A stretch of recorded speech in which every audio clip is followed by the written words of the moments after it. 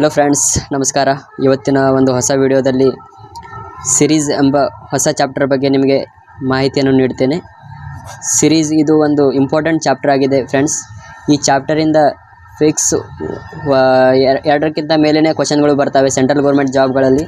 RPF, constable, SI ಮತ್ತು SSC, CGL, GD, MTS ಮತ್ತು NTPC ಎಕ್ಸಾಮ್ಗಳಲ್ಲಿ, ಗ್ರೂಪ್ ಡಿಗಳಲ್ಲಿ, ಗ್ರೇಡ್ 1, ಗ್ರೇಡ್ 2 ಹಲವಾರು ಎಕ್ಸಾಮ್ಗಳಲ್ಲಿ, ಎಲ್ಲ ಸೆಂಟ್ರಲ್ ಗೌರ್ಮೆಂಟ್ ಎಕ್ಸಾಮ್ಗಳಲ್ಲಿ ಇದರ ಮೇಲೆ ಫಿಕ್ಸ್ ಕ್ವಶನ್ಗಳು ಬರ್ತವೆ.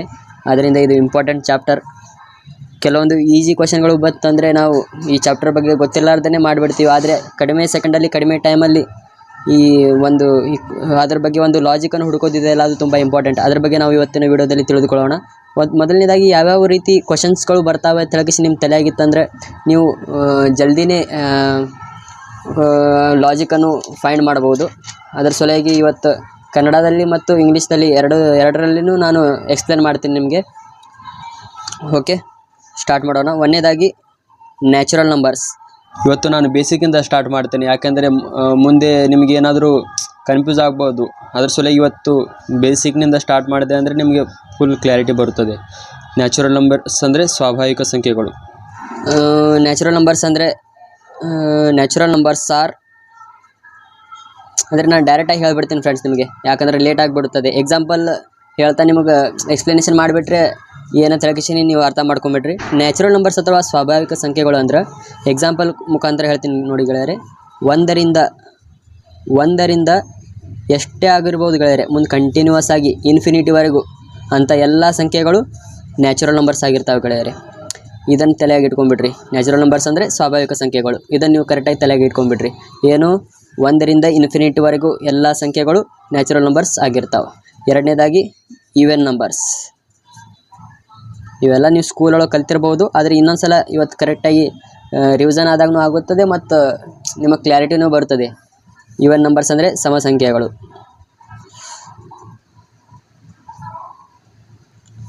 ಈವೆನ್ ನಂಬರ್ಸ್ ಅಂದರೆ ನಿಮಗೆ ಗೊತ್ತೇ ಇರುತ್ತದೆ, 2, 4, 6 ಇನ್ಫಿನಿಟಿವರೆಗೂ ಇವೆಲ್ಲ ಸಮ ಸಂಖ್ಯೆಗಳು. ಅಂದರೆ 2ರಿಂದ ಭಾಗ ಹೋಗುವ ಎಲ್ಲ ಸಂಖ್ಯೆಗಳು ಸಮ ಸಂಖ್ಯೆಗಳು. Even numbers are integers that are exactly divisible by 2, that all we called even numbers. Okay, third we are go for add numbers. ಇದನ್ನು ನೀವು ಬೇಕಾದರೆ ನಾನು ಹೇಳೋದನ್ನು ವಿಡಿಯೋ ಇನ್ನೊಂದ್ಸತ ಕೇಳಿಬಿಟ್ಟು ನೀವು ನೋಟ್ಸ್ ಮಾಡ್ಕೋಬೋದು. ನಾನು ರಫ್ ಆಗಿ ವಿಡಿಯೋ ಎಲ್ಲ ನೋಟ್ಸ್ ಮಾಡ್ತಾ ಇದ್ದೀನಿ. ಇದನ್ನು ನೀವು ಕರೆಕ್ಟಾಗಿ ನಾನು ಏನು ಹೇಳ್ತಾ ಇದ್ದೀನಿ ಅನ್ನೋದನ್ನು ನಿಮ್ಮ ಭಾಷೆಯಲ್ಲಿ ಬರ್ಕೋಬಹುದು. ಆಡ್ ನಂಬರ್ಸ್ ಅಂದರೆ ಬೆಸ ಸಂಖ್ಯೆಗಳು. ಓಕೆ, ಬೆಸ ಸಂಖ್ಯೆಗಳು ಅಂದ್ರೆ example 3, 5, 7 dash dash dash. Okay, ಇವೆಲ್ಲ ಬೆಸ ಸಂಖ್ಯೆಗಳು.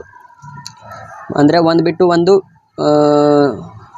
ಸಮ ಸಂಖ್ಯೆಗಳನ್ನು ಬಿಟ್ಟು ಎಲ್ಲ ಸಂಖ್ಯೆಗಳು ಬೆಸ ಸಂಖ್ಯೆಗಳೇ. ಮತ್ತು ಹಿಂಗೂ ಹೇಳ್ಬೋದು ನೀವು, ಏನಪ್ಪ ಅಂದ್ರೆ 2ರಿಂದ ಯಾವುದು ಭಾಗ ಹೋಗುವುದಿಲ್ಲ ಅವು ಎಲ್ಲ ಬೆಸ ಸಂಖ್ಯೆಗಳು, ಈ ರೀತಿಯೂ ಹೇಳ್ಬೋದು. ಮತ್ತು 4ನೇದಾಗಿ ಪ್ರೈಮ್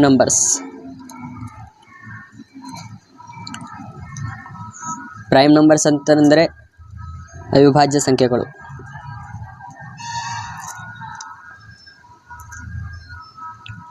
ಅವಿಭಾಜ್ಯ ಸಂಖ್ಯೆಗಳು ಅಂದರೆ ಎಕ್ಸಾಂಪಲ್ ಮುಖಾಂತರ ಹೇಳ್ತೀನಿ. 2, 3, 5, 7, 11 ಇವು ಯಾವ ರೀತಿ ಕಾಣ್ತಾ ಇದೆ ಗೆಳೆಯರೆ ಅಂದರೆ 1 ಮತ್ತು ತನ್ನಿಂದ ತಾನು ಭಾಗ ಹೋಗುವ ಎಲ್ಲ ಸಂಖ್ಯೆಗಳನ್ನು ನಾವು ಪ್ರೈಮ್ ನಂಬರ್ಸ್ ಅಂತ ಕರಿತೀವಿ. ಇವು ಎಷ್ಟು ಬೇಕಾದರೂ ಇರ್ತವೆ, ಇನ್ಫಿನಿಟಿವರೆಗೂ ಇರ್ತವೆ. Prime numbers are natural numbers that are divided by 1 and number it self, it called prime numbers. ಇದನ್ನು ತಲೆಗೆ ಇಟ್ಕೋಬೇಕು ಗೆಳೆಯರೆ. 5ನೇದಾಗಿ ಕಂಪೋಸಿಟ್ ನಂಬರ್ಸ್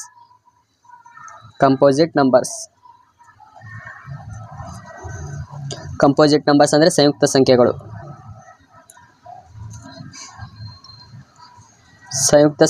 ಅಂದ್ರೆ composite numbers is a natural number which has more than 2 factors. ಅಂದರೆ ಇವು 2ಕ್ಕಿಂತ ಹೆಚ್ಚು ಫ್ಯಾಕ್ಟರ್ಸ್ಗಳು ಇರ್ತಾವೆ. ಅಂದರೆ ಎಕ್ಸಾಂಪಲ್ ಅಂದ್ರೆ 4, 6, 8, 9, 10 ಇದರ ಫ್ಯಾಕ್ಟರ್ಸ್ ಯಾವ್ಯಾವು?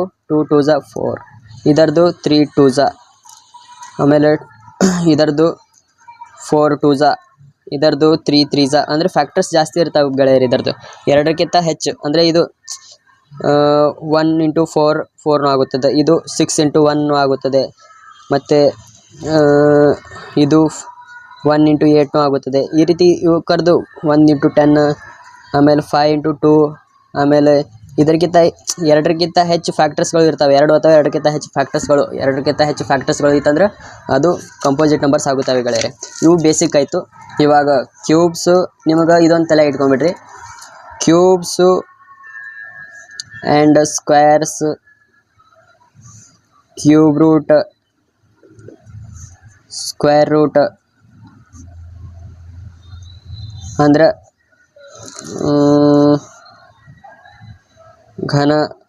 ಘನ ಸಂಖ್ಯೆಗಳು. ಸ್ಕ್ವೇರ್ಸ್ ಅಂದರೆ ವರ್ಗ, ಇದು ಕ್ಯೂಬ್ ರೂಟ್ ಅಂದರೆ ಘನಮೂಲ, ಸ್ಕ್ವೇರ್ ರೂಟ್ ಅಂದರೆ ವರ್ಗಮೂಲ. ಇವೆಲ್ಲವೂ ನಿಮಗೆ ಕ್ಯೂಬ್ಸು 1 to 20ವರೆಗೆ, ಸ್ಕ್ವೇರ್ಸು 1 to 30ವರೆಗೆ, ಕ್ಯೂಬ್ ರೂಟು ಅಂದರೆ ಇವು ಗೊತ್ತಿತ್ತಂದರೆ ಎಲ್ಲ ಗೊತ್ತೇ ಆಗಿಬಿಡ್ತದೆ. ಇವೆಲ್ಲವೂ ನಿಮಗೆ ಗೊತ್ತಿರಬೇಕು. ಇವೆಲ್ಲ ಬೇಸಿಕ್ ಪಾಯಿಂಟ್ಸ್. ಇವೆಲ್ಲ ಗೊತ್ತಿತ್ತಂದ್ರೆ ನೀವು ಸೀರೀಸನ್ನು ಈಸಿಲಿ ಮಾಡ್ಬೋದು. ಇವೆಲ್ಲ ಬೇಸಿಕ್ ಪಾಯಿಂಟ್ಸ್ ಆಯಿತು. ಮತ್ತು ಇವಾಗ ಟೈಪ್ಸ್ ಆಫ್ ನಂಬರ್ ಸೀರೀಸನ್ನು ನೋಡೋಣ. ಏನು ಟೈಪ್ಸ್ ಆಫ್ ನಂಬರ್ ಸೀರೀಸ್. ನಾನು ಫಾಸ್ಟಾಗಿ ಬರಿತಾ ಇದ್ದೀನಿ ಗೆಳೆಯರೆ, ನಿಮ್ಗೇನು ಅರ್ಥ ಆಗಬೇಕಷ್ಟೇ ಯಾವ ರೀತಿ, ಮತ್ತು ನಾನು ಏನು ಹೇಳ್ತಾ ಇದ್ದೀನಿ ಅನ್ನೋದು ಕರೆಕ್ಟಾಗಿ ತಲೆಯಲ್ಲಿ ಇಟ್ಕೋಬೇಕಷ್ಟೆ, ಮತ್ತೇನಿಲ್ಲ. ಓಕೆ, ಒಂದನೇದು ಅಡಿಷನ್ ಸೀರೀಸ್ ಅಂದರೆ ಕೂಡಿಸುವುದು. ಅಂದರೆ ಕೂಡಿಸುವುದು ಅಂದರೆ ನಿಮಗೆ ಅರ್ಥನೇ ಆಗ್ಬಿಡುತ್ತೆ. ಎಕ್ಸಾಂಪಲ್ ಮುಖಾಂತರ ಹೇಳ್ತೀನಿ, ಯಾಕಂದರೆ ಎಲ್ಲ ಡೆಫಿನೇಷನ್ ಎಲ್ಲ ಹೇಳ್ಕೊಡ್ತು ಹೋಗೋದಕ್ಕೆ ನಿಮಗೂ ಬೇಜಾರಾಗುತ್ತೆ. ವಿಡಿಯೋ ನೋಡೋದು ಸ್ವಲ್ಪ ಲಾಂಗ್ ವಿಡಿಯೋ ನೋಡೋಕ್ಕೆ ಮತ್ತು ಟೈಮ್ನು ಜಾಸ್ತಿ ಆಗುತ್ತದೆ. ಅದ್ರ ಸಲುವಾಗಿ 3, 6, 11, 18, 27, -51 ಈ ಥರ ಇತ್ತಂದರೆ ನೀವು ಮೊದಲು ನೋಡಿದ ತಕ್ಷಣವೇ ಸ್ವಲ್ಪ ಗೊತ್ತಾಗ್ಬಿಡ್ತದೆ. ಇದು ಎಲ್ಲ ಪ್ಲಸ್ ಆಗ್ಯಾವ ಅಂತ. ಅದ್ರ ಸಲುವಾಗಿ ಮೊದಲನೇದಾಗಿ ನೀವು ಮಾಡೋದೇನು ಡಿಫ್ರೆನ್ಸ್ ನೋಡ್ಕೋಬೇಕು. +3, +5, +7, +9 ಈ ಕಡೆ ಏನು ಕೊಟ್ಟಿಲ್ಲ. ಅದ್ರ ಸಲ ಇಲ್ಲಿ +11, ಇಲ್ಲಿ ಪ್ಲಸ್ ಹಿಂಗೆ ನೋಡಿದಾಗ ಇದು ಒಂದು +2, ಇದು +2, ಇದು +2, ಇಲ್ಲಿ ಏನು ಕೊಟ್ಟಿಲ್ಲ ಗ್ಯಾಪ್. ಅದರ ಸಲುವಾಗಿ ಇದು ಸೀರೀಸ್ ಕಂಟಿನ್ಯೂ ಆಗುತ್ತಲ್ಲ, ಅದ್ರ ಸಲ ಇಲ್ಲಿ +2 ಮಾಡ್ಕೇಸಿ 11, ಇದು 8, 38, ಇಲ್ಲಿ 38 ಬರ್ತದೆ ಗೆಳೆಯರೆ. ಈ ರೀತಿ ನೀವು ಮೊದಲನೇದಾಗಿ ಡಿಫ್ರೆನ್ಸ್ ನೋಡ್ಕೋಬೇಕು. ಆಮೇಲೆ ಇಲ್ಲಿನೂ ನಿಮಗೆ ಸ್ವಲ್ಪ ಒಂದೇನೋ ಒಂದು ಇದು ಗೊತ್ತಾಗುತ್ತೆ, ಸ್ವಲ್ಪ ಹಿಂಟ್ ಸಿಗುತ್ತದೆ ಯಾವ ರೀತಿ ಇದೆ ಮುಂದ್ಗಡೆ ಯಾವ ರೀತಿ ಸೀರೀಸ್ ಮುಂದೆ ಇದೆ ಅಂತ ಹೇಳಿ. ಅದಾದಮೇಲೆ ಎರಡನೇದಾಗಿ ಸಬ್ಸ್ಟ್ರಾಕ್ಷನ್ ಸೀರೀಸ್.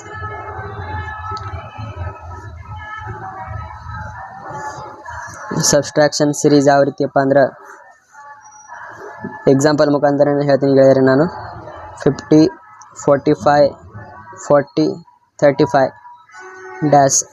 ಸಬ್ಸ್ಟ್ರಾಕ್ಷನ್ ಸೀರೀಸ್ ಅಂದರೆ ನಿಮಗೆ ಈ ಟೈಟಲ್ ಮೇಲೆ ಗೊತ್ತಾಗ್ಬಿಡ್ತದೆ, ಇದು ಯಾವ ಟಾಪಿಕ್ ಮೇಲೆ ಗೊತ್ತಾಗ್ಬಿಡ್ತದೆ ಇದು ಯಾವ ರೀತಿ ಸೀರೀಸ್ ಅಂತೇಳಿ. ಇದೆಲ್ಲ ಸ್ವಲ್ಪ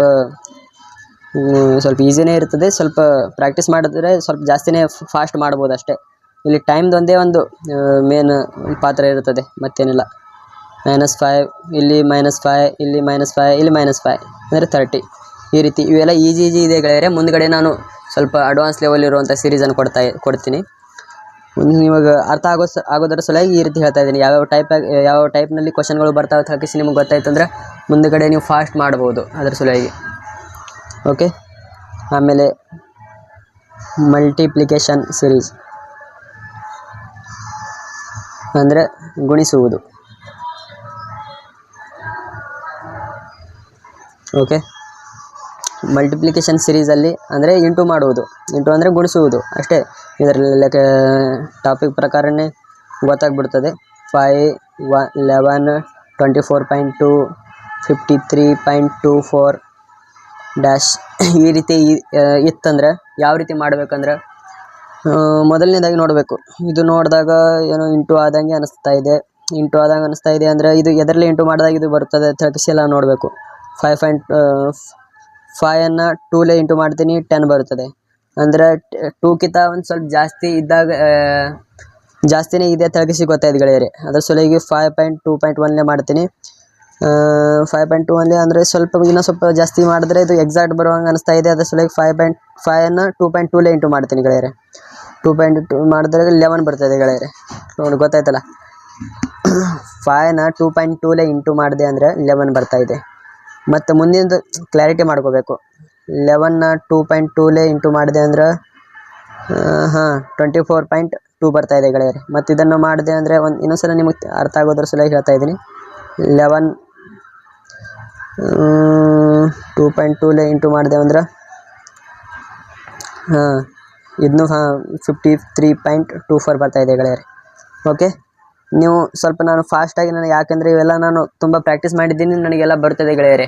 ನೀವೆಲ್ಲ ಹೊಸದಾಗಿ ನೋಡ್ತಾ ಇದ್ದೀರಾ, ನಿಮಗೂ ಅನಿಸ್ಬೋದು ಏನು ಎಲ್ಲ ಡೈರೆಕ್ಟಾಗಿ ಮಾಡ್ತಾ ಇದ್ದಾರೆ ಅಂತ ಹೇಳಿಸಿ. ಇವೆಲ್ಲ ನೀವು ಜಾಸ್ತಿ ಪ್ರಾಕ್ಟೀಸ್ ಮಾಡಿದ್ರೆ ನಿಮಗೂ ಬರುತ್ತೆ. ನೀವು ಜಾಸ್ತಿ ಪ್ರಾಕ್ಟೀಸ್ ಮಾಡಬೇಕಷ್ಟೆ. ಇದು ನೋಡಿ ಗೊತ್ತಾಯ್ತಲ್ಲ, ಇದು 2.2 ಇಂಟು ಇದು 2.2 ಇಂಟು ಇದು 2.2 ಇಂಟು ಇದು ಸಾರಿ ಇಲ್ಲಿ 2.2 ಇಂಟು ಮಾಡಿದೆ ಅಂದರೆ ಎಷ್ಟು ಬರುತ್ತೆ? 53.24 2.2 ಇಂಟು ಮಾಡಿದೆ ಅಂದ್ರೆ ನಾನು ಫಾಸ್ಟಾಗಿ ಮಾಡ್ತೀನಿ ಗೆಳೆಯರೆ. ಎಷ್ಟು ಬರ್ತದೆ ಅಂದ್ರೆ 117.128 ಗೆಳೆಯರೆ. 117.128 ಬರುತ್ತದೆ. ಇದರ ಆನ್ಸರ್ ಆಗಿರುತ್ತದೆ ಇದು. ಈ ರೀತಿ ನೀವು ಮಾಡಿದ್ರೆ ಗೊತ್ತಾಗ್ಬಿಡ್ತದೆ ಗೆಳೆಯರೆ. ನಾಲ್ಕನೇದಾಗಿ ಡಿವಿಷನ್ ಮೆಥಡ್, ಡಿವಿಷನ್ ಸಿರೀಸ್ ಅಥವಾ ಭಾಗಿಸುವುದು.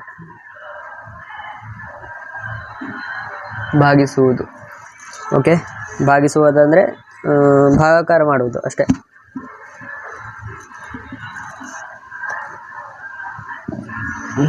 ಎಕ್ಸಾಂಪಲ್ ಮುಖಾಂತರ ಹೇಳ್ತೀನಿ.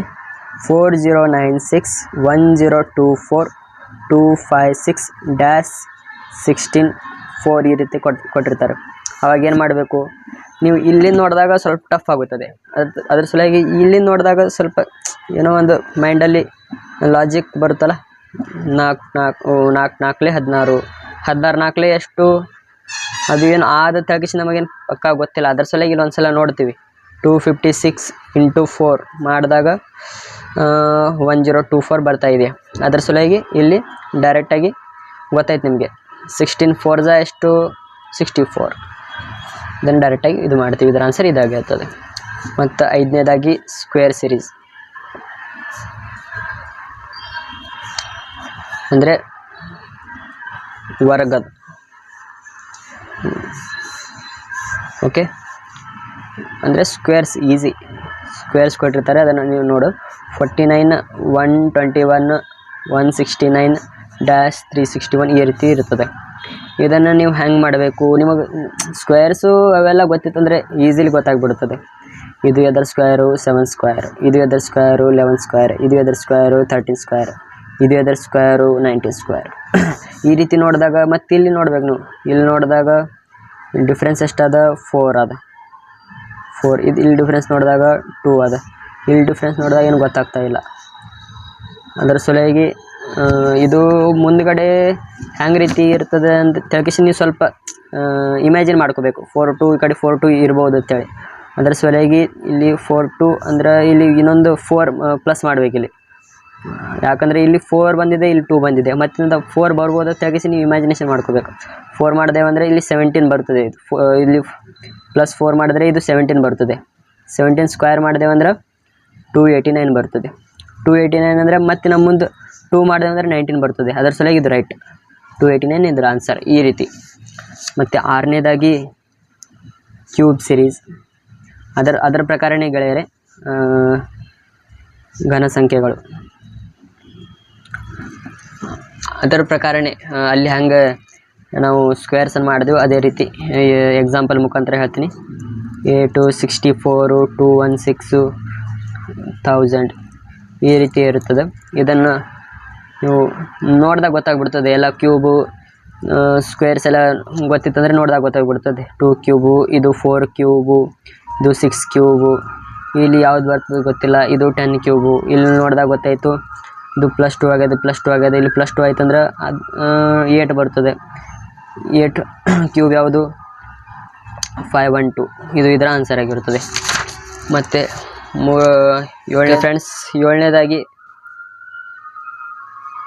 ಫೆಬಿನಾಚಿ ಸೀರೀಸ್ ಅಂತೇಳಿ, ಇದನ್ನು ಕನ್ನಡದಲ್ಲಿ ಏನು ಹೇಳ್ತಾರೆ ಅಂತ ಹೇಳಿ ಗೊತ್ತಿಲ್ಲ ಗೆಳೆಯರೆ.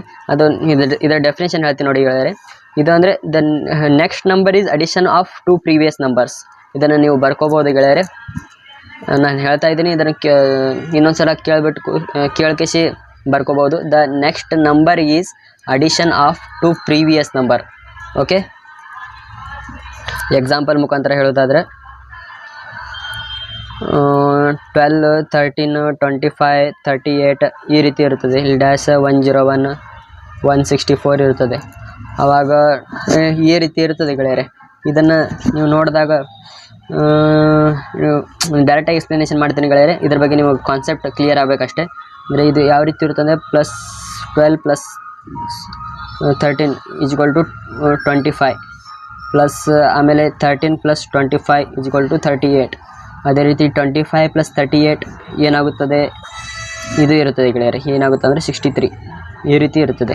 ಇದು ಇಲ್ಲಿ 63 ಬರ್ತದೆ. ನಿಮಗೆ ಇಲ್ಲಿ ಕಾನ್ಸೆಪ್ಟ್ ಕ್ಲಿಯರ್ ಆಗಬೇಕಂತ ಹೇಳಕ್ಕೆ ಜಸ್ಟ್ ಫಾಸ್ಟಾಗಿ ಹೇಳ್ತಾ ಇದ್ದೀನಿ ಗೆಳೆಯರೆ.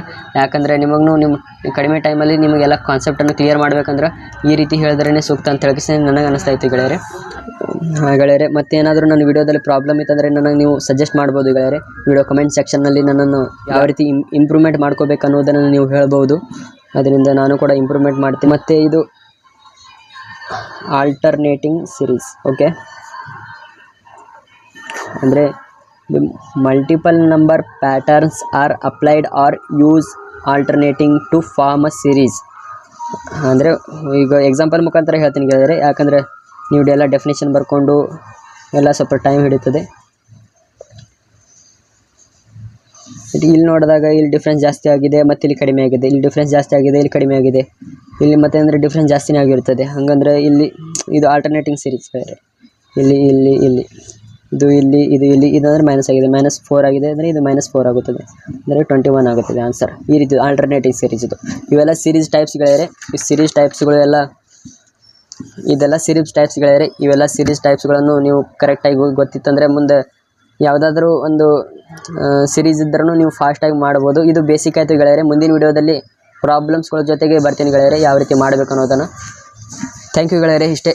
ವಿಡಿಯೋ ಇಷ್ಟ ಆಗಿತ್ತು ಅಂದರೆ ಲೈಕ್ ಮಾಡಿ, ಸಬ್ಸ್ಕ್ರೈಬ್ ಮಾಡಿ. ಧನ್ಯವಾದಗಳು.